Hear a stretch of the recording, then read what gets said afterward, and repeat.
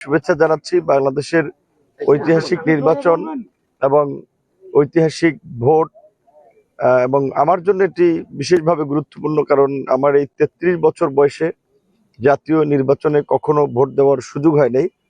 এটি আমার জাতীয় নির্বাচনে প্রথম ভোটে অংশগ্রহণ। নিজেও ভোট দিয়েছি এবং নিজে প্রার্থী হয়েছি।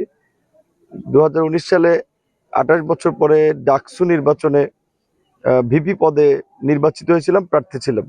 কিন্তু দুর্ভাগ্য যে সেদিন আমি আমার ভোট দিতে পারিনি, বাট আমি ভিপি হয়েছিলাম। আজকে জাতীয় নির্বাচনে আমি আমার যেই কেন্দ্রে ভোটার, সেখানে আমি ভোট দিয়েছি। আর পরিবেশের দিক থেকে বলতে গেলে যে এখানে গত 4-5 দিন ধরে পরিবেশের একটা চরম অবনতি, বিশেষ করে স্বতন্ত্র প্রার্থী কর্তৃক আমার প্রার্থীদের বাসা বাড়িতে অগ্নিসংযোগ, অফিসে অগ্নিসংযোগ, হামলা মামলা এবং প্রশাসনের একটা প্রশ্নবিদ্ধ ভূমিকা আমি লক্ষ্য করেছি। গতকালকে রাতে আমার প্রধান নির্বাচনী এজেন্ট, তাকে উদ্দেশ্য প্রণোদিতভাবে আসলে অনেকক্ষণ কার্যত আটকে রাখা হয়েছিল কোনো কারণ ছাড়াই। আমাদের নেতাকর্মীদের উপর আক্রমণ হচ্ছিল,